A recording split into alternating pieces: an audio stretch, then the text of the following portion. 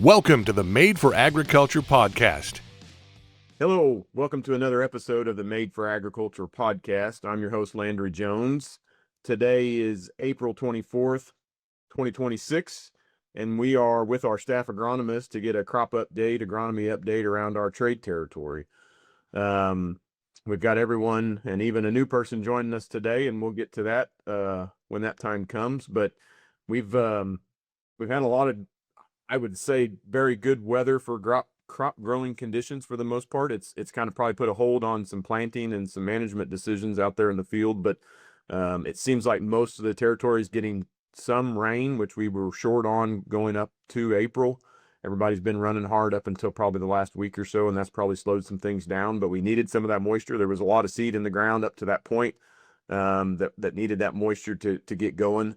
Or for folks that down in the south part of our territory that maybe got even an earlier head start and caught a couple rains, needed just some moisture to activate some of those herbicides, get that fertilizer worked in, whatever it might be. And so these gentlemen might kind of disagree with me a little bit, but I think we've had some pretty good conditions up to this point, and obviously things could change tomorrow. We are in Missouri, and it changes by not only by the day but by the hour sometimes. So that being said, let's kind of kick this thing off. We'll kind of go around the horn here like we always do. Let folks know who you are, where you're located in the state, and kind of give us an update of what's happening in your geography, your territory. So, Scott, I will start with you. Good morning, everybody. I don't know if you said this or not. It's the 24th of April in the morning. Had rains go through the area last night. I haven't talked to a lot of folks yet. Just kind of stretching through, assuming my app, which seems to be pretty accurate, and kind of scan across. I mean, I think we've anywhere from a few tenths to a little better than an inch in a few places. Try to verify that later, maybe even up to a couple inches, a little bit more west side, closer to Kansas City.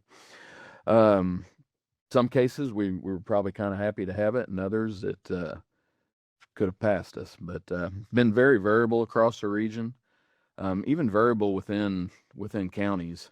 I'll be on one side of a county and it's wet and everything's slicked over, and you don't even hardly want to walk out there. And then you go a few miles south and somebody's planting or doing some other field work and the dust is raising. Just been very, very variable, and that's really that kind of catches a lot of the central region. A few places have gotten along pretty well with planting, but again, just very hit and miss. The corn that is up, V2 to V3 is catching most of that. And depending on some of the earlier corn, I know there is going to be some replant. At this point in time, I know there was a few fields I was involved in. We were really watching this rain event that we were expecting to come through last night, which did come through. I think that's actually going to possibly help us in a couple spots, but again, we'll have to reevaluate that first of the week, I would say. If nothing else, be some spotting in some places, but in a few cases, there'll actually be some pretty good areas that are probably going to be tore up and do it again. The main other thing in corn is I was out looking at fields this week. Quite a few fields without any chemistry on them, and water hemp and other summer annuals are breaking loose. I guess the concern there, I know dicamba is being thrown in some cases, particularly in some areas where we've had trouble killing the water hemp with the HPPDs, so like with Callisto, Explorer, those kind of products. But again, when we let them out of the ground, we're rolling the dice. Whether it's, I think we're going to take care of them now with a little bit of dicamba, and we're catching them really early, so that's good. But just be mindful of that. I understand wanting to see that we have a stand and all that, and I've been a part of some of that in the past, but now that we're dealing with just tougher and tougher to control this stuff, we don't want to let it get too wild. So be mindful of that. And And it's easy to get everything sprayed because the wind never blows, and I'll tell you, I think the last few years we've talked about the wind, but man, it seems intense this year. I don't um, won't drone on about that, but it makes it challenging for everything. Um, Not, I haven't been in a lot of soybean fields yet. I know there are some emerged. Hearing a little bit of some seedling diseases that we're monitoring, which is to be expected with the weather in some areas and the cold snaps and everything else. But not a lot to report on the bean side yet. The only other thing with that is as is typical, it seems like some of the fields that do have a little bit of concern are the ones that are in the heavy cover and maybe some of the cover crops and those kind of things. So I like all that stuff, but it definitely creates some challenges when we have cool and wet and those kind of things. The place that I spent a lot of my time this past week was in the wheat. We're finally the heads are out in most cases. A lot of fungicide is lined up for early this next week. The thing that we're really monitoring right now has been insects, trying to make a determination of whether we need to put an insecticide in with a lot of these treatments. Finding a fair amount of true armyworms, which isn't necessarily uncommon, but boy, they're little bitty and they've got several weeks to go. So that is concerning. They're not, what I have seen is not hitting threshold yet. But you find some of those, you find some sawfly larvae, you find some beetles, and you throw them all together and then you start realizing you're already making the pass. And I think there will be some insecticide that is put in with a lot of these. I don't do that lightly. I really do try to follow thresholds, and but boy, it's been just for some of the crazy things we've already seen this year with cutworms and early weevils, and it's just kind of having that feel, just that everything is so early that you hate to get a crop this far and then have insects really cut into it. So that's one of the things we're considering right now as well. I'd say the only other thing, and I'd be interested to hear what you guys have seen of this too, and then I'll be quiet. Started seeing barley yellow dwarf fair amount the last few weeks, and it's been just patchy. As you usually see, it kind of seems to fall, but where you can almost visualize that, hey, we had some aphids here and we had some aphids over here, kind of hit and miss. The last couple days, I was in fields that I have been in weekly for the last, for the last month and a half probably, and it wasn't in there last week, and it's there this week, and probably 5 to 10% of the flag. It looks worse than it is. And, you get to count and it's probably 5%, but that many flag leaves and really pretty even across large fields. So I don't know if that's just a function of some of those 2 or 3 days of really warm weather that we've had here and there, basically from Christmas on. But that was a new one for me. It blows me away when you can do something for 20, almost 30 years and you still see new things. But the way that it came on so quickly in several fields was pretty surprising, and maybe a variety factor there. And it doesn't mean that it's a bad variety. It just, that it would hit one and not another. So going to have to do a little bit of digging on that. We did have some samples go into the lab too. I guess I'll just bring that up if we're talking wheat viruses. Soil-borne mosaic is what they were coming back at. So, sorry, not soil-borne, wheat streak mosaic. So vectored by mites. That was actually what we were trying to figure out is, hey, is this something that management or even, what can we do with that? So knowing what it is, viruses, we can't do anything about them once they're there, but thinking towards the following year. And in this case, the one field that I was actually probably most concerned about, it was sowed pretty early, so had a lot of opportunity to have mic pressure in it. So I don't want to put a guy off too long on getting his wheat sowed, because it definitely does. Getting some good fall growth is important, but in this case, even just a little bit, maybe a week later, would have made a difference. If you had the forecast. So went way longer than I meant to, which is pretty typical. Rocky, you'll get used to that, I guess. But that I'll turn it over to you guys. All right, cool. Thanks, Scott. Appreciate it. Oh, that's some good stuff. I think, like you mentioned, there's quite a bit of variable across our territory and even from county to county. So good stuff. Mr. Craig Russell, let's go to you. All right, thanks, Landry. Yeah, I could echo a lot of what Scott said, really, for my territory up here. Things are pretty similar.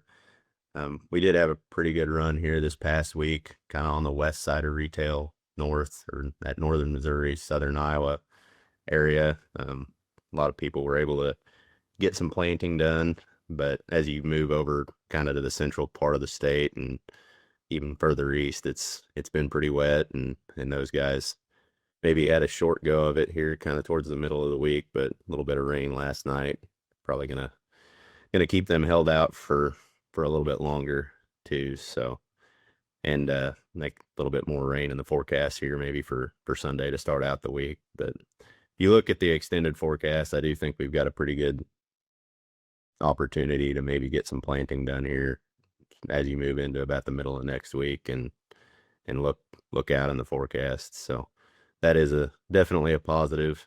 So some of that early planted corn, which we're not really, as far as our Crop-Trak program goes, we don't necessarily have a whole lot of that we're scouting, I guess. But some of that early planted corn I've looked at, we're looking at, V1, V2 up in the northern part of our area.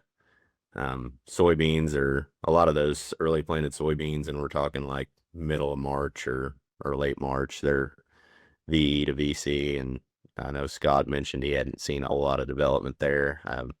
I guess what I can tell you from what I've looked at in my area is some of those stands are a little bit thin, reduced populations. I mean, the ones that are viable you're looking at, somewhere between 80 and 100,000 plants per acre in a lot of cases, which isn't necessarily ideal.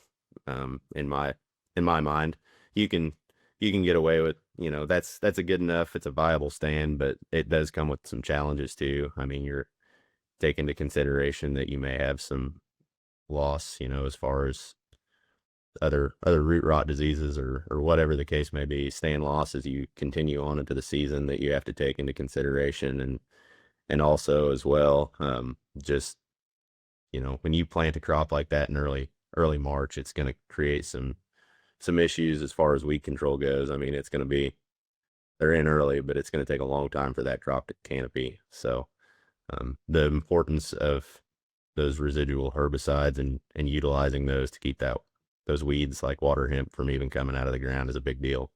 So when you talk about when a lot of those pre's and everything were put down on some of those soybean fields, and I've looked at a few of them that haven't even had an application made on them yet, which is, we won't talk about that, but it's realistically time to be thinking about and coming back and making another pass to get another residual herbicide laid down and keep a lot of those weeds from coming up. So just keep that in mind. As far as, most of the crop that we would be looking at, in this part of the world just got planted here this last week where it did. So,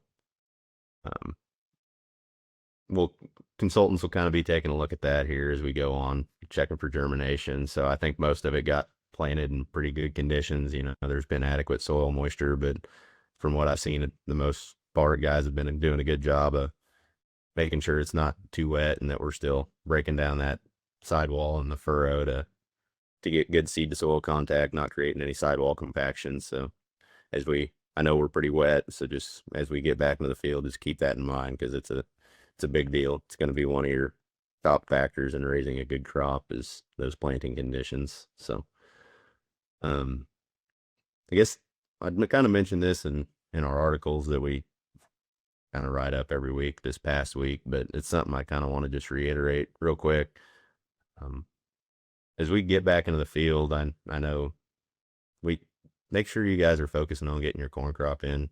There's a lot of guys that are still hot and heavy into planting soybeans, and I mean, when you can plant soybeans early, that's great. There's obviously a opportunity for some higher yielding soybeans that way, but the penalty for not getting that corn in, before the middle of May is going to be a lot more significant than if you don't get that soybean crop in. If you have to wait till June to plant your soybeans, maybe not great, but it'll be okay. If you have to wait till June to plant your corn, there's going to be a much bigger yield hit for that. So just keep that in mind. Kind of like Scott, as far as where we're spending our time, we spent a lot of time looking at wheat fields this past week. A lot of those fungicide applications for flag leaves are out. A lot of the wheat's kind of in that boot stage or getting ready to start heading. So middle of next week, we're kind of looking at making a lot of those fungicide applications as far as protecting for head scabs concerned. That's where I'm kind of gearing a lot of guys to spend their dollars is on that flowering application. We really don't have a whole lot in terms of foliar disease pressure that we can at least treat for with a fungicide, right? And like Scott, we've seen some of those viral diseases showing up, but you're not going to do anything for those with a fungicide. Just be aware. I mean, I think a lot of people know, when we're looking to use triazole fungicides to treat that wheat. We're not looking to use some of your strobies. So when we're talking about protecting for head scab, which is the main focus with a fungicide application at flowering like that, if you're using a strobe fungicide, you have the potential to increase some of those DON levels. So actually fight off some of the good fungi that would help prevent that disease. So, but yeah, that's kind of what we've got going on up here for the most part. So we're tracking along pretty good. So just looking to get back in the field as soon as we can and get a little bit more planting done for a lot of guys. So. Mr. Jesse Surface, you're up, buddy. Yeah, morning, fellas. I mean, like normal, I'm different than most of you, so it's just me and my territory. But I know y'all heard me talk about there several weeks. It was super dry. Like we were 8-9 inches behind, and we're up to like 10 inches behind now. But the Lord's blessed us with some on and off rains. I think everybody's pretty well got a rain across the territory, so gave some relief about that. People having to pause because it was too dry, or they worked a bunch of ground early, which is normal. Like that's not oddball, but when you work it early and never get no back rain, you're dry 3 inches down. So let a lot of guys run. As far as the corn and beans go, I mean, we've always got a few of them growers that are always they typically plant late. It's just the way they are in some pockets. But outside of that, I'd say our corn's probably 95% blinded, if not 100% blinded. And our beans are probably 90% blinded, which is normally we've been running hard for a week, 10 days, and we've been running hard for almost a month now. So it's just everything's super early. I mean, this is one of our cooler weeks that we've had, and we've been in the 70s still, but we had a lot of 80-degree days, and guys have just been getting after it. We've got corn up to V6, probably some V7 corn out there somewhere if I'd look hard enough. Some side dressing starting to go out. A lot of herbicides going out when they can between the wind. Like I said, I don't want to be like Scott and beat that, but my gosh, has been rough just trying to time that. Beans, we got V1, V2 beans out there the earliest, and I'm going to say 70-80% of our beans are out of the ground and they're screaming. It's just unreal. It seemed like the pigweeds were a little bit more behind for me, but I really think that we just got so dry so fast from March to now that there wasn't enough moisture for them to emerge. And I really seen it this week after that rain we got last week, that man, the fields that haven't been taken care of the past couple of years, you could just see a mat of just 1-inch pigweeds just like that. So it's been a lot of pushing guys like, hey, whether you use your moxon, whether you work it, just whatever we're going to do, make sure you do it right. And if it's planted, get in there and get it sprayed. Because there has been guys that just literally could not get something sprayed, whether it's corn on one side of the field or wheat on the other. Like, it just has not been an idea to get it sprayed. So they're just doing the best they can. I mean, that's about it. We had some hail in places last week with one of them storms, but I haven't heard any. I've heard some big hail, but I really didn't hear of any crop damage. At least not to worry about. Of course, with corn, it can, if it's V1, V2, it can be hammered to the ground as long as the growing point's still under, and it'll be fine. Really, that's about it. Guys started planting rice finally with the rain that come, and I'd say next week, if we keep getting some more rain, guys start planting cotton after that. So really, it's just, I don't like saying this, and I don't want it to come out wrong, but if you don't have a good crop this year, it's kind of on you for making bad decisions, because we've had ideal weather. Everywhere I drive, like, if you take care of your crop, you're going to have a good corn and bean crop this year, because it just looks good. We had a good start. We all know we'd much rather have a little bit drier spring for planting conditions than a little bit wet. And there's some guys, as long as they don't put their foot on the brake and keep taking care of their crop, they're going to have a good crop this year. Minus the Lord give us a natural disaster, which I pray don't happen, but like, everybody's set up really good down here. And our wheat, that's one thing I wanted to add, is like, we're already past flowering, and just kind of put it out there for Scott, Craig, and Rocky. You're probably with me. Most of your wheat's done flowering, but there's some of this going around, and guys saying, well, since we've been so dry, we don't have to worry about our head scab app. Well, they need to understand that it gets infected during flowering. So it don't matter if it's dry before and after. If you get a good heavy dew for a couple of days during flowering, you can get infections. So don't fall into that trap of, just because it's been dry, that you can't get none. Because you take one rain at the wrong time, you can have issues. You think the wind, this is something that we have in the soil, because we also, some of the disease that we see in corn is from the same pathogen. I would think the wind could even play a factor in, during flowering, and a little bit of moisture and blowing soil around. And I don't know, is that? I've never heard that, Scott, but I'm not going to argue it, because I just don't know. To be honest. Yeah, I didn't really talk about worried about rain this time of year, so it's kind of different for me being surprised. the rain is when we've always worried about it, and it's definitely when the rain just sets in. I mean, those are bad scab years, and even in vom toxin and all that. I think a lot of these decisions are being made, or maybe even been made. It's not always a yield mover. It often is, the fungicide, but just with weed, just remember, it's test weight, it's quality. I mean, it's that's what really drives this. So again, in some cases, we've got a beautiful wheat crop, and want to make sure we finish strong. So I think one thing I would add real quick, just to Jesse's point, is, we had some really similar conditions to what you guys are experiencing up in the northern part of Missouri last year. And we had there were several guys that had some pretty bad head scab last year, especially kind of over on the eastern side of the state. And it was dry, but you get some of those heavy dews, you can still see that infection. So, just keep that in mind as we get ready to pull the trigger on some of those applications. And I can be a little jaded sometime, but I remember, I think it was 2013, 2014, Scott, you probably remember this. That was the year I was a consultant, but there was a lot of guys who didn't use Prosaro back then. Like, they had wheat they couldn't get rid of.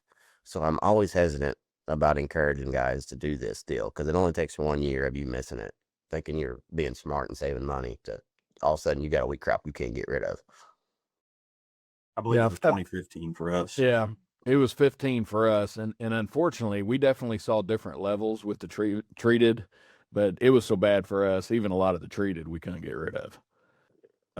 It was, it still showed up. I mean, when we were testing and testing for levels, you could definitely see the difference, but it still was too high, because that was a year that we didn't, we had a tremendous amount of prevent plant, and just not a lot of beans. But Landry, I told you that we didn't necessarily have to throw Rocky in first, just to let him kind of get his get his bearings, but heck, we left him for last. Yep, that's all right. We'll save the best for last. I guess. Yeah. No Mr. Rocky no pressure. Yeah. Yep. Just go ahead and close this thing out and we'll all go home. You bet. No, Rocky Castleberry, appreciate you joining us, new face. Let everybody know who you are and what you're doing. Yeah. Glad to be here, Landry. Thanks for the introduction. So I am in the southwest part of the state. I live in Dade County. My trade territory here is from Harrisonville south along the I-49 corridor, and then if you follow I-44 east towards West Plains area. So big geography. We've had a lot of activity the last couple of weeks. Not necessarily planters rolling, but lots of aerial apps for fungicides on wheat. Lots of head scab being treated. That's about to wrap up. I think the plains have maybe half a day of work left, and it looks like they're going to get the conditions this afternoon to get that done. The wind has been a major factor in getting these things blown. Drones have even a narrower window than the airplanes do, and so we've had a lot of outside help come in. I believe there were 4 extra pilots at the Lamar Airport last I checked, and there's probably a dozen additional drone crews that have rolled through the area to help pick up and get that wrapped up. So the wheat looks all right.